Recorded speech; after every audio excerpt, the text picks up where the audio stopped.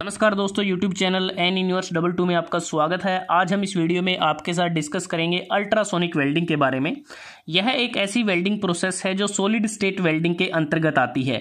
Solid state welding वो होती है जिसमें हम बेस मटेरियल को उसके मेल्टिंग पॉइंट से कम टेम्परेचर पर उसको गर्म करते हैं और उसके बाद प्रेशर को अप्लाई करके वेल्ड को कंप्लीट कर लिया जाता है। वैसे तो सॉलिड स्टेट वेल्डिंग के अंतर्गत diffusion welding, friction welding, explosion welding आती हैं। तो इस वीडियो में हम डिस्कस करेंगे अल्ट्रासोनिक वेल्डिंग के बारे में कि इस वेल्डिंग को कैसे किया जाता है, इसकी एडवांटेज क्या है, डिसएडवांटेज क्या है और इसकी एप्लीकेशन क्या है।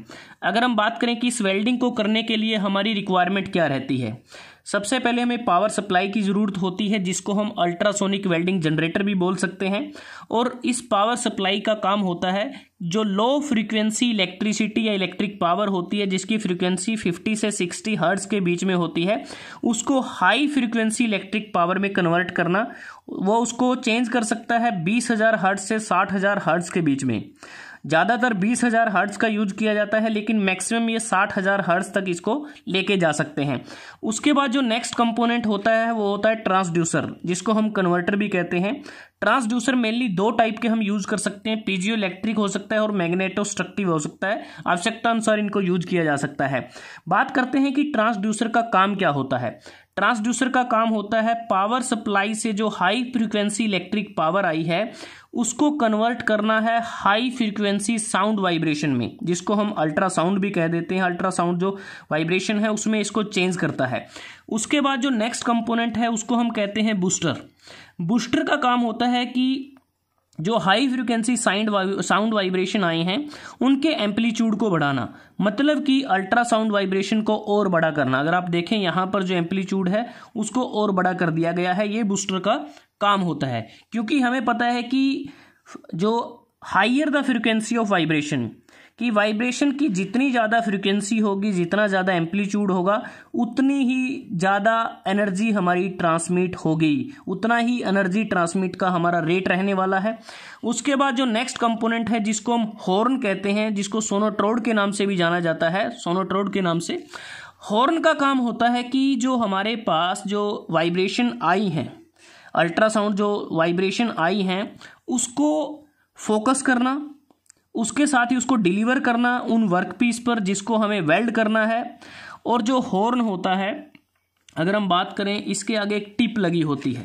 हॉर्न के आगे जो टिप लगी है जिसको हम ब्रेजिंग के द्वारा भी जोड़ सकते हैं, फिर उसको वेल्ड भी किया जा सकता है। अगर आप इस एरो से देखें कि किस प्रकार से ये वाइब्रेट करता है, क्योंकि जब हॉर्न वाइब्रेट करेगा उसके कारण दो जो सरफेस होंगे जिन्हें हमें ज्वाइन करना है आपस में रब करेंगे, और उनके रब करने से जो फ्रिक्शन होगा उस फ्रिक्शन से हीट जनरेट होगी और उस हीट के बाद उनका सॉलिड फ्यूजन होगा।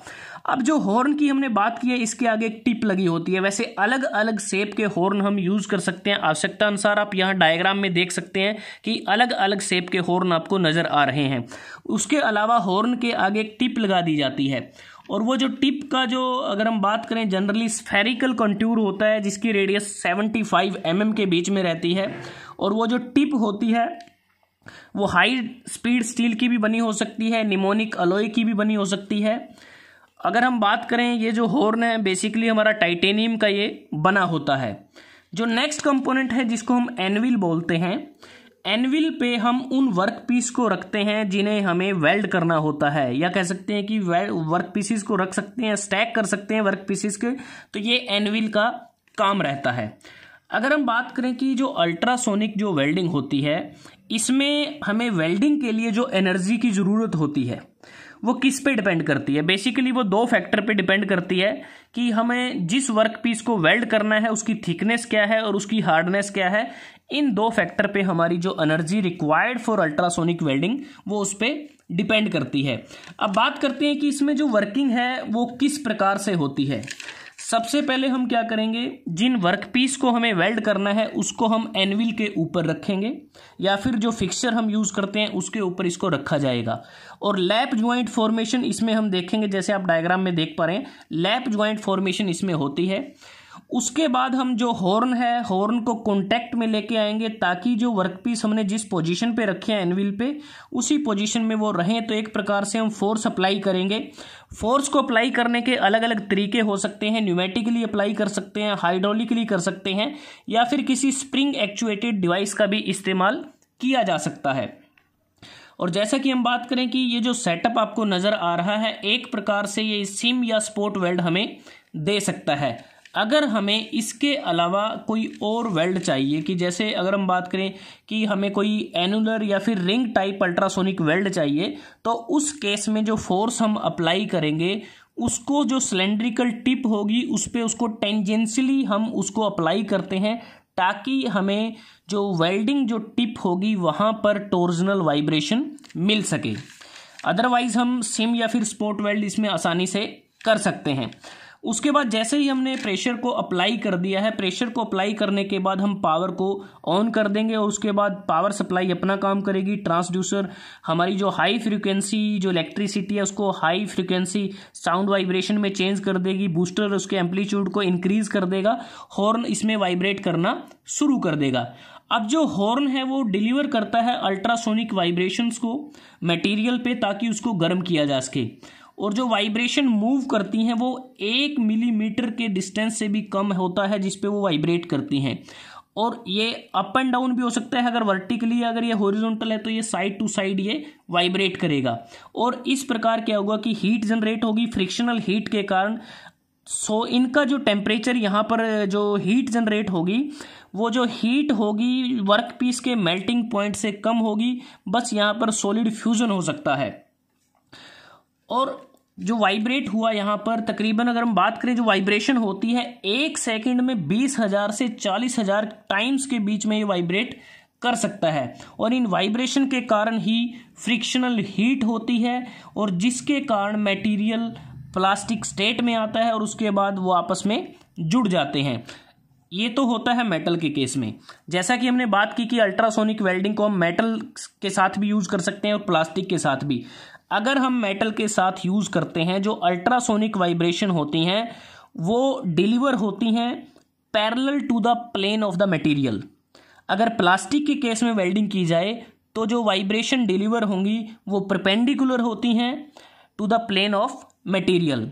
अगर हम फ्रिक्शन हीट की बात करें मेटल के केस में जो फ्रिक्शनल हीट है वो मेटल सरफेस के टेम्परेचर को इंक्रीज कर देती है और वो तकरीबन 1/3 होता है मेल्टिंग टेम्परेचर के। लेकिन मेटल के केस में जो वर्कपीस हैं आपस में मेल्ट नहीं होते। अगर प्लास्टिक की बात करें प्लास्टिक के केस में जो फ्रिक्शनल हीट होती है वो टेम्परेचर को इंक्रीज कर देती है इतना कि जो प्लास्टिक है वो मेल्ट कर जाए। अगर प्लास्टिक मेल्ट करेगी तो उससे क्या होगा कि जो प्लास्टिक मॉलिक्यूल्स होते हैं आपस में मिक्स हो जाते हैं एक दूसरे के साथ और उसके बाद वो बॉन्ड बनाते हैं और कूलिंग के बाद जो प्लास्टिक सरफेस है वो अच्छी तरह से वेल्ड हो जाता है। और इस पूरी प्रोसेस को होने में तकरीबन फ्रैक्शन ऑफ सेकंड से 1 सेकंड या कुछ सेकंड तक का टाइम ही लगता है। काफ़ी फास्ट ये प्रोसेस होती है।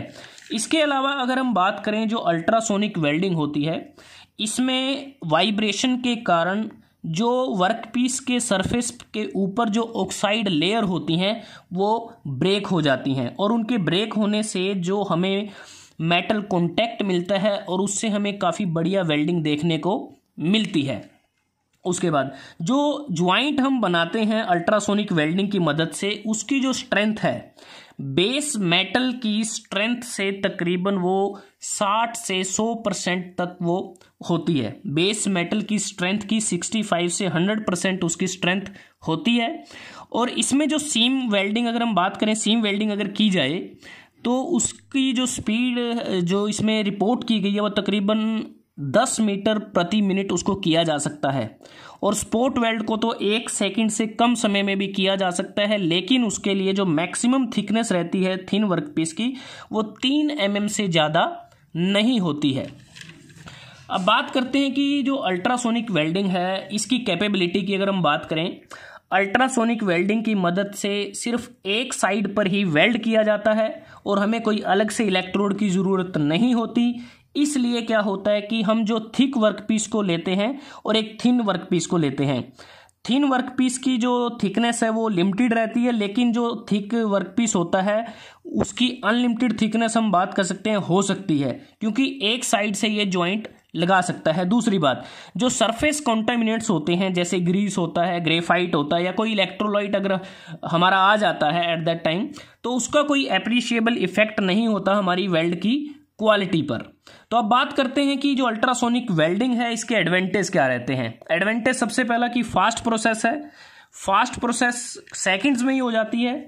दूसरी बात, एक सेफर प्रोसेस है, सुरक्षित ये एक प्रोसेस है, क्योंकि इस प्रोसेस को करते समय किसी प्रकार की कोई हमें फ्यूल की ज़रूरत नहीं है, कोई इसमें गैसेज रिलीज नहीं होती, तो इस प्रकार से ऑपरेटर को कोई दिक्कत नहीं है। अल्ट्रासोनिक वेल्ड से हमें स्ट्रॉन्ग और ड्यूरेबल वेल्ड हमें मिल जाता है। इस प्रोसेस को आसानी से ऑटोमेट किया जा सकता है, और जैसा हमने बात की थिन और थिक सेक्शन को हम एक दूसरे के साथ जोड़ सकते हैं। और इस वेल्डिंग को करते समय ना तो हमें कोई एज प्रिपरेशन बनाने की ज़रूरत, ना ही कोई फिलर मेटल की ज़रूरत, कोई फ्लक्स हमें नहीं चाहिए, सील्डिंग गैस की ज़रूरत नहीं होती।